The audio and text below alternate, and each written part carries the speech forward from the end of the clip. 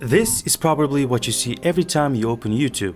Smiling faces, shocked faces, the biggest content creators on the platform, at least if we are judging by numbers. Challenge videos, rage bait, AI slop, and endless stream of garbage shorts. Why? Why, you may ask? Why has modern content become so fake? There is an explanation for all of this. The short answer is algorithms. But if you want the longer answer, let's go. From the viewer's point of view, the biggest problem with content creators is that more and more of them have stopped making interesting content and started making effective content, and those are not the same thing. It is very rare for content to be both interesting and effective at the same time. When a creator is just starting out, they usually want to surprise people, say something real, show something they personally care about. They put their soul into the video, and because of that, we feel a connection with them. But what do we have now? Now there's only the system: views, retention, CTR, upload frequency, algorithms, and the list goes on and on. Most YouTubers today are no longer thinking about how to make a genuinely interesting video. They are thinking about how to make an effective video, one that gets views and as a result makes them a lot of money. Take Casey Neistat as a good example, or Tom Scott. They made content and still make content because they genuinely care about it. They are into it. They are passionate about it. Casey, for example, was making vlogs before the word vlog had even really entered common use. If I remember correctly, Casey has a video where he rides his bike away from the center of New York when the towers fell. And I'm saying this because that happened in 2001 and YouTube was founded only in 2005, meaning Casey was making vlogs long before YouTube existed. 25 years have passed since then. Do you really think he never burned out? Of course he did. He said so himself. But for him, a short break was enough to recharge. He even moved away from New York to another city so he could be with his family and leave all this behind. That lasted about 2 years. He returned to New York and then he started filming again. Not very often, sure, but he still does it. Casey sees YouTube not as a job, but as a hobby that brings both enjoyment and money. Or take Tom Scott. He travels around the world, goes to strange places, and explains how different systems work and how different things are built. He stands out from others because his videos are usually around 5 minutes long. He explains complicated stuff in simple and clear language that regular people like us can understand. And most importantly, in my humble opinion, he does not rely on clickbait. His thumbnails always have the same basic ingredients: him, the location, and a small text that tells you what the video is about. And he has been doing this since 1999, the year when I was born. According to him, he uploaded a video every single week for 10 years without missing even one. That's what I call dedication to your craft. In his video about taking a temporary break, he said, "I'm so tired. There's nothing in my life right now except work." That tells you he needed a pause, because he did not want to make videos just because he had to, just because it was work, just because it made money. He took a break to recharge, and then 2 years later, he came back. Now he can make videos the way he used to because he is interested in it and because he teaches people something new. So what am I trying to say with these examples, huh? Taking a break is normal. Burning out is normal. Not wanting to make a video is normal. They make videos because they want to, not because they have to. Unfortunately, today that is no longer how most YouTubers think. Now, YouTube is a business. It is a job. It is 9 to 6. Some YouTuber hires people to write scripts, come up with ideas, film, edit, and so on and so forth. And the person writing the script usually does not really care whether there is any soul in the video, whether there is any real life in it. They do the job and they get paid. I could even use Linus from LTT as an example. His videos used to feel alive, they used to feel real. Back then, people made videos without a script. Now everyone reads from a script and call it a day. Now don't get me wrong, everything in their video is good. Perfect, almost too perfect, like in ChatGPT. Very clean, very structured, very fake.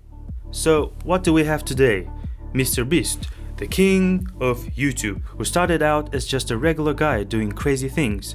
And now what? There's not even a trace of soul left in his smile. and that is an objective truth. Ask any person who has never heard of Mr. Beast whether his smile looks genuine. The answer will most likely be no. And then, after Mr. Beast, creators get much worse.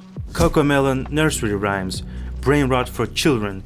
Videos like that destroy kids' attention spans and basically zombify them. Vlad and Nikki, same thing, except I would say even worse. Just by watching one of their videos, you can see what their parents have turned them into. Kids Diana show, like Nastya, same category. Making money by utilizing children's mentality is an even more twisted evil than child labor. Because, as it turns out, utilizing someone's personality is more profitable than cheap labor. Then come the Stokes twins, who are clearly repeating Mr. Beast. I'm not a fan of that kind of content, but every now and then, when one of those videos shows up in my recommendations, I cannot help noticing how similar modern YouTubers have become to Mr. Beast. Yes, Jimmy absolutely hacked the algorithm, but it also feels like in doing so, he opened Pandora's box. Everyone started copying him, his style, his format, his thumbnails, even the way he talks. Yeah. In the process of optimizing content, the life gets drained out of it. Everything becomes artificial. Everything starts to feel staged, and that really is off-putting. YouTubers now do not change the pace. They do not slow down. They do not go deeper. Everything is done safely, by template. And maybe you would say that makes sense. Why reinvent the wheel? Why? But maybe that is exactly how a YouTuber comes up with unique and original ideas, by trying to reinvent the wheel. That is how it was in the Vine era. Almost every Viner had their own signature thing. You could tell whose Vine it is just from the sound. Although I must admit that Vines really did lay the foundation for short-form content, which ended up changing the whole game. As they say, every coin has two sides. Good cannot exist without bad. Now, there is too much content and very few genuinely new ideas, so creators no longer compete through depth or uniqueness or strength of the story. They compete through packaging. Who is louder? Who is faster? Who shocks harder? And as a result, views go up while quality goes down. Meanwhile, people like you and me stop watching that content and just sit there waiting for Tom Scott or Vsauce to upload again. Now, as an example, let's take a 5 or 6-year-old kid who is already glued to TikTok or Instagram. As that kid grows up, he finds a YouTuber he likes watching, most likely some Minecraft player. As he gets older, he'll start looking for someone else to watch. Either he runs into Mr. Beast or creators like him, or he gets interested in things that are actually interesting and finds someone like Vsauce. So the overall picture looks like this. From age 2 to 6, total brain rot in the form of Cocomelon. From 6 to 16, teenagers watch gamers and streamers, where their situation is slightly better. From 16 to 24, it is clickbait in the style of "I pooped in a volcano, impossible!" And I should clarify something here. Content has always been made for a specific age group, but the problem today is that content for children and teenagers has become so bad that it actually degrades the person watching it. And AI has made it worse. Do not use my face, please. Now, let's go back to age, because after 24, things become more interesting. At that point, a person has two paths. The type person watches whatever the algorithm gives him, and gradually it is not just his feed that changes, his internal standard of perception changes too. He gets used to a certain speed, a certain density, a certain level of stimulation where he needs a shocking hook every 3 seconds. He gets used to the feeling that a video has to entertain him constantly, otherwise it is a boring video. That person would hate Martin Scorsese's movies. Content like this rewires the viewer's patience. After that, a calm, intelligent, properly structured video starts to feel slow. Not because it is bad, but because the nervous system has already been sped up and damaged by constant stimulation. And that is how you end up with poor attention span. That is how you end up in a dopamine loop. But then there's this focused person, the person who actually goes looking for something to watch.